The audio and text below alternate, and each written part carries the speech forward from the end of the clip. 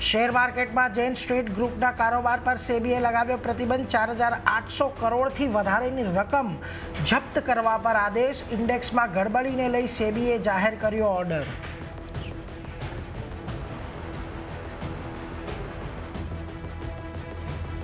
ભારતીય બજારો માટે મિશ્ર સંકેત. એફઆઈઆઈની કેસ અને વાયદામાં સતત ચોથા દિવસે વેચવાલી. Gift Nifty flat. એશિયામાં મજબૂતી. ત્યાં જ સારા જોબ ડેટાથી યુએસના બજારોમાં 1% સુધીની તેજી. રેકોર્ડ ઊંચાઈ પર બંધ થયા નાસ્ડેક અને S&P 500.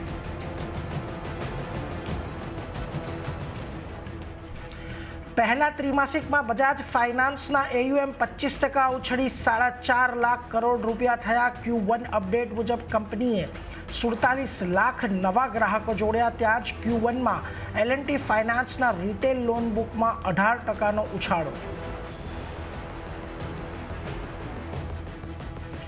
મેરિકોએ પહેલા ત્રિમાસિક માટે આપ્યા સારા અપડેટ્સ. કહ્યું 20%થી વધારે રહ્યો કન્સોલિડેટેડ આવક ગ્રોથ. ઘણા ત્રિમાસિકોના શિખર પર. ભારતીય કારોબારમાં વોલ્યુમ ગ્રોથ. ગ્રામીણ ક્ષેત્રમાં ડિમાન્ડમાં સુધારો. ત્યાં જ શહેરોમાં રહી સ્થિર માંગ.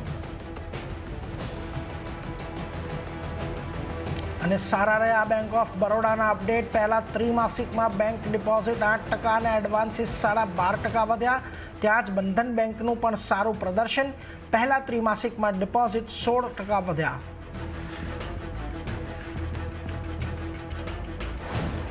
અને આજે ડિફેન્સ શેર્સ પર રહેશે ફોકસ. રક્ષા મંત્રાલયે 1.5 લાખ કરોડ રૂપિયાના સૈન્ય ખરીદીને આપી મંજૂરી. સ્થાનિક કંપનીઓ પાસેથી ખરીદવામાં આવશે ઉપકરણો.